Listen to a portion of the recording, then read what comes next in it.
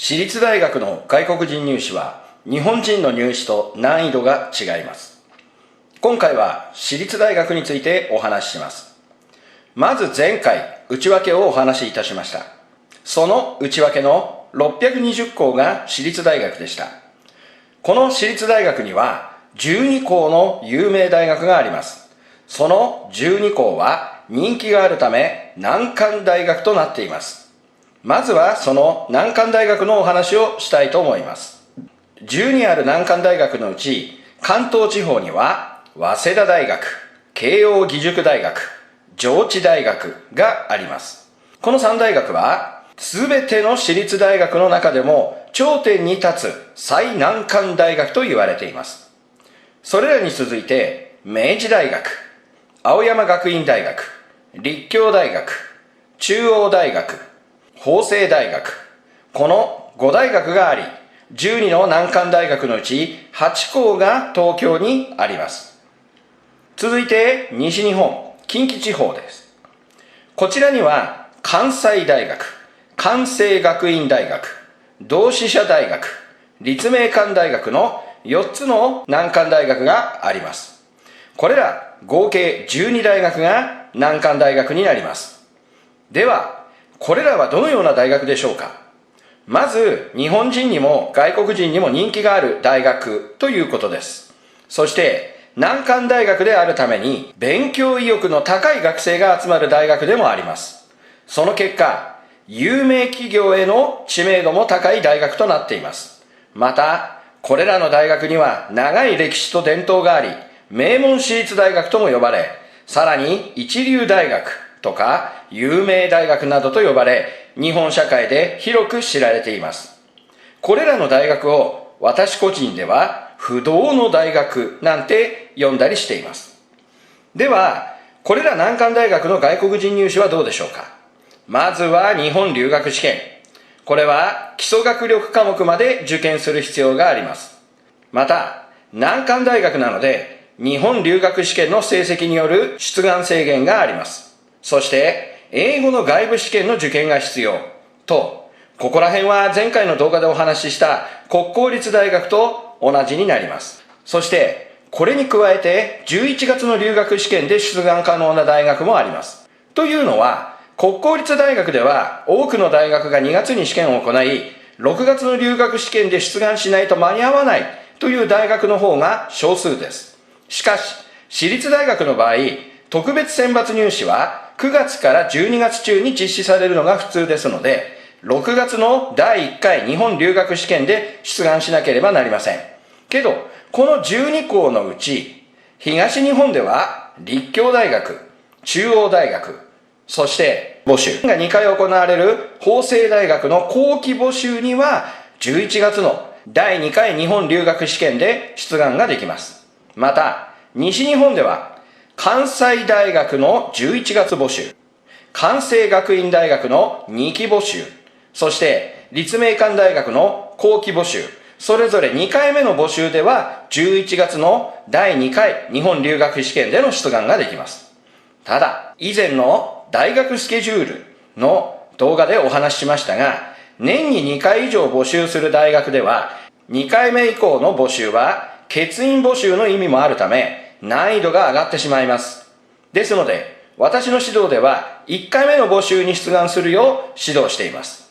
また、立教大学は、海外から直接留学生を集めるのが中心で、日本国内からの出願では、1学部を除いて全ての学部が書類選考で選抜されます。11月の試験で出願できるとはいえ、極めて難しい大学となっています。そして、これら12校で外国人留学生を募集している全ての学部数を合計すると134の学部があります。この134全てで日本留学試験が必要となっています。ただ、この中の16学部では日本語能力試験での出願も可能となっています。これは特殊な例で、例えば早稲田大学の中学部ではただの出願資格として扱われ、日本留学試験の日本語のみ、または日本語能力試験の N1 を提出することが出願の条件となっています。出願後、合否判定は大学の個別試験で決まるのです。また、立教大学の一学部では、英語能力が重視されるため、N3 以上が条件となっています。そして、青山学院大学ですが、こちらの大学はもともと特殊で、以前は日本留学試験も、日本語能力試験も必要がない大学でした。そのため、6月の留学試験の成績が悪かった留学生が、有名大学を目指す最後の砦にもなっていたのですが、数年前から日本留学試験と日本語能力試験を出願条件としてきました。ここら辺、他の動画でも説明していますので、よろしければそちらをご覧ください。これらの傾向を見ても、この12の大学が難関大学であることがお分かりいただけるでしょう。さて、この12校は特別で、私個人では不動の大学と呼んでいるとお話ししました。それについてお話ししたいと思います。ただ、まず最初にお詫びしたいのですが、私立大学は全部で620校あり、また、私の勤務先が東京にあるため、今からお話しするのは関東地方中心の話題となってしまいます。大学入試の傾向は全国同じでしょうが、とりあえず参考としてご覧ください。まず、不動の大学とお話しした大学には、グループにして呼ばれる名称があります。早稲田大学、慶應義塾大学、上智大学、それぞれ頭文字を取って、このグループを早慶上智なんて呼んだりもします。また、明治大学、青山学院大学、立教大学、中央大学、法政大学も頭文字を取って明星立中法、あるいはアルファベットでマーチなんて呼んだりしています。ちなみに西日本でも頭文字を取ってカンカン同率なんて呼んだりもします。この12校は名門大学だと言いましたが、実は名門大学だの有名大学だのは他にもたくさんあるのです。例えば国際キリスト教大学、こちらの大学も日本人受験生には人気があり、難易度も早慶上智あるいはマーチレベルだとも言われています。しかし外国人留学生には人気がなく、知名度も低い大学となっています。というのも、名前からお分かりいただけるかと思いますが、キリスト教の大学です。もちろん、キリスト教徒でなくても入学できるのですが、やはり自分の宗教上の関係から志望校にしない留学生がたくさんいます。ただ、別にこの大学だけでもなく、上智大学も青山学院大学も立教大学もキリスト教の大学ですが、国際キリスト教大学は他にも人気がない理由があります。それは学部が一つ、教養学部しかないということです。私の進学指導の際、これを理由に挙げる留学生がたくさんいますが、まず同じ実力があるなら、よく聞く名前の大学を選ぶといったところでしょうか。次に学習院大学。こちらも名門大学です。この大学は戦前、実は国立大学でした。そして、皇族、ロイヤルファミリーのための省庁である戦前の宮内省が管轄していました。それが戦後の民主化で宮内省が廃止され、この大学も一般の私立大学となり、そのためか、こちらも学部数が少なく、それが留学生に人気がない理由となっているようです。同じく國學院大学も戦前はとても権威ある大学でしたが、戦後は日本人受験生の間でも不動の大学に比べると知名度が落ちてしまいました。また、東京理科大学。こちらの難易度も日本人受験生には難しい人気大学で、マーチレベルではないかと言われるほどの難関大学です。ただ、理系の大学のため、外国人入試での難易度は日本人入試と異なっています。そして、こちらの3大学。名前から推測できると思いますが、この3大学は、女性のための女子大学で、男子留学生は進学できません。時々、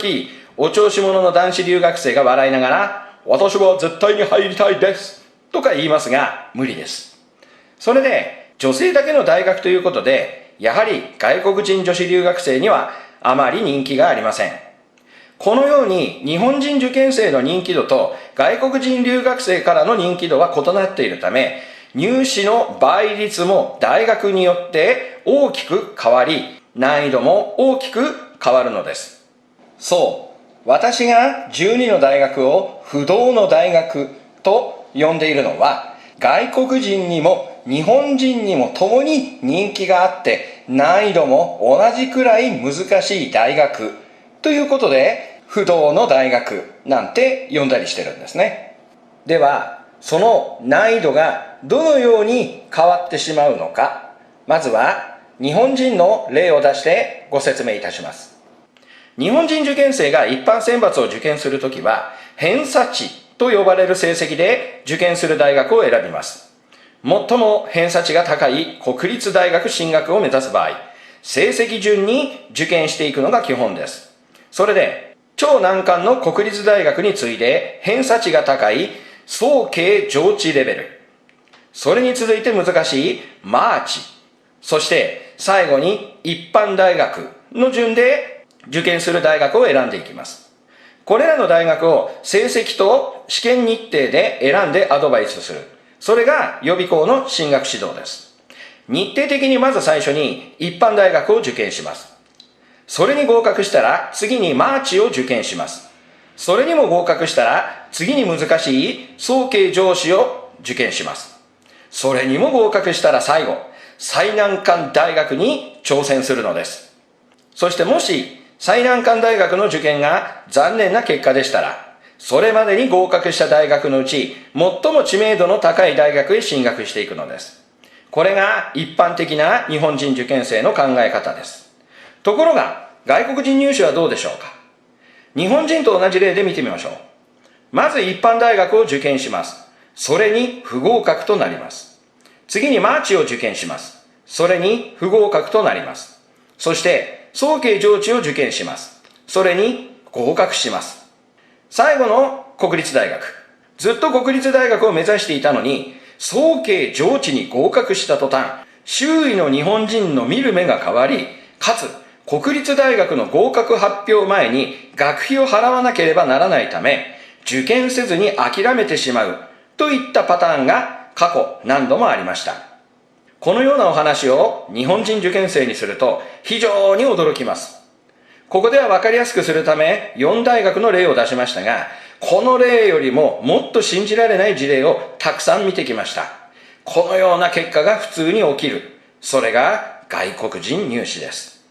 そう、留学生たちの人気度によって倍率が大きくあり、難易度も変わってしまいます。それに加え、外国人入試は相対評価と絶対評価で行われます。特に絶対評価中心の入試のため、日本人の一般選抜の難易度と外国人特別選抜の難易度は違います。また、絶対評価が基本ですから、日本語試験の成績だけで判定することは決してありません。あくまでも受験生一人一人の思考力、判断力、表現力、そして主体性と多様性と共同性を見ようとしてきます。ですので、たとえ試験の成績が良くても、面接試験でつまずけば、一発で不合格になってしまいます。そのようなわけで、私が繰り返し言ってる通り、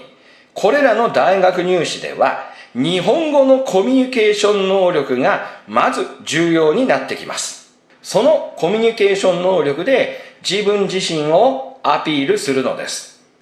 私費外国人留学生特別選抜は絶対評価が基本となるのです。ということで、この次の動画では今お話しした絶対評価の中身について、また他の私立大学、一般大学も含めた私立大学全般についてのお話をしたいと思います。